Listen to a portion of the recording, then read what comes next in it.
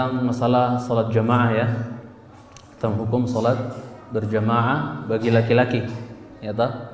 Ana tidak menutup mata dalam masalah ini, dan mungkin jamaah sudah banyak tahu bahwa dalam permasalahan atau masalah ini ada khilaf di antara ahli ilmu, ya, perbedaan pendapat di antara ahli ilmu, dan mungkin bagus untuk kita ketahui khilaf ini, walaupun nanti kita akan kerucutkan kepada satu ya pendapat yang insyaallah lebih dekat kepada kebenaran insyaallah taala, walaupun pendapat ini menyelisih mayoritas nanti insyaallah taala. Ya, jadi ada khilaf di antara ahli ilmu memang yang kalau kita kata man lam ya'rifil khilaf lam yarih ya raihatal fiqh ay urfal fiqh ay kama qil. Siapa yang tidak mengetahui khilaf ulama maka dia belum mencium aroma fikih. Ya, seperti itu yang diungkapkan oleh beliau. Nah, jadi dalam masalah salat jamaah ini sendiri memang ada khilaf di antara ulama, apakah dia wajib ataukah sunnah semata atau dia sekedar fardu kifayah. Ada khilaf di antara ahli ilmu.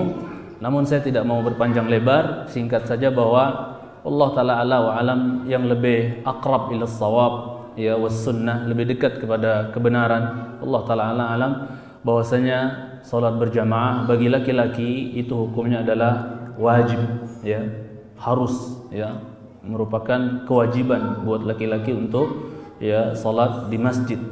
Ya, sebagaimana keumuman hadis-hadis yang datang begitu banyak tentang masalah ini, ya, di antaranya Rasulullah sallallahu alaihi wasallam ya mengatakan bahwasanya tidak ada salat bagi orang yang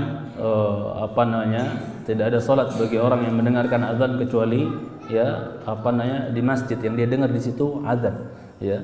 Kemudian banyak lagi hadis-hadis yang menerangkan bahwasanya salat berjamaah ini sesuatu yang wajib.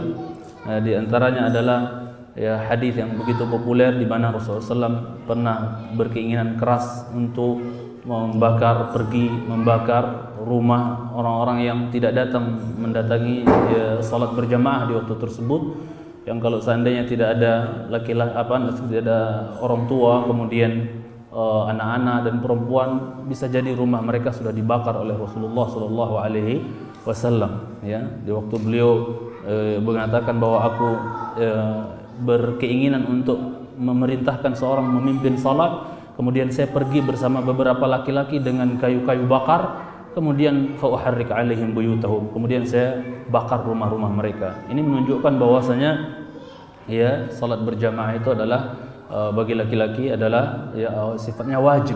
Dan dari Al-Qur'an juga disinyalir banyak. Allah Subhanahu wa taala berfirman, wa aqimus shalah wa atuz zakah warka'u ma'ar raki'in. Ya, tegakkan salat, tunaikan zakat, dan rukuklah kalian bersama orang-orang yang rukuk. Ini mensinyalir apalagi kalau bukan salat ya berjamaah. Bahkan salat jamaah ini sebatas pengetahuan saya bahwa sebelumnya sudah ada, bukan hanya di syariat umat Muhammad sallallahu alaihi wasallam saja, ya syariat Muhammad sallallahu alaihi wasallam semata. Bahkan sebelumnya juga sudah ada. Ya, sebagaimana Allah sinyalir tentang perintah kepada Maryam misalnya, ya Maryam qunuti li rabbiki wasjudi warka'i ma'ar raki'in. Menunjukkan bahwa sebelum kita saja pada berjamaah, ya, apalagi di umat Muhammad sallallahu alaihi wasallam. Ala kulli hal salat berjamaah ini yang lebih tepat dan lebih dekat Allah taala kepada kebenaran, bahwasanya hukumnya wajib. Dan Rasulullah sallallahu alaihi wasallam ya sendiri sebagaimana yang kita sampaikan tadi berminat untuk berkeinginan keras untuk membakar rumah mereka yang tidak datang salat berjamaah. Dan Abdullah bin Umar dalam hal ini pernah berkata bahwa tidaklah orang yang takhalluf dari salat jamaah di kalangan kami kecuali dia orang yang dikhawatirkan, kata beliau, kalau ada orang takhalluf tidak datang salat berjamaah di zaman kami suudzon sama dia bahwasanya dia orang munafik. Waliyadzubillah. Dan Abdullah bin Mas'ud radhiyallahu taala anhu menceritakan pada kita bahwa ya kami tidak menganggap atau melihat orang yang takhalluf tidak datang salat jamaah di zaman kami itu kecuali orang yang munafik ma'lumun nifaq, yang kemunafikannya jelas nyata, kata beliau, ya. Dan sungguh kami melihat dahulu di zaman kami ada laki-laki yang yuhada bainar rajulain, dia dipapah antara dua laki memapah dia hatta yuqama fi shaf, sampai dia berdirikan di shaf untuk ikut salat berjamaah. Ini subhanallah. Dan hadis yang paling populer lagi dalam masalah ini adalah hadis ya seorang yang buta. Kalau tidak Allah taala ini adalah Abdullah bin Umi Maktum. Ketika dia minta rukhsah karena dia tidak ada yang nuntun, buta, ya kan? Banyak binatang berbisa dan seterusnya. Maka ketika beliau nanya sama Rasulullah SAW, ya Rasulullah SAW, ya apakah ada rukhsah untukku aku sholat di rumah karena tidak ada yang nuntun aku?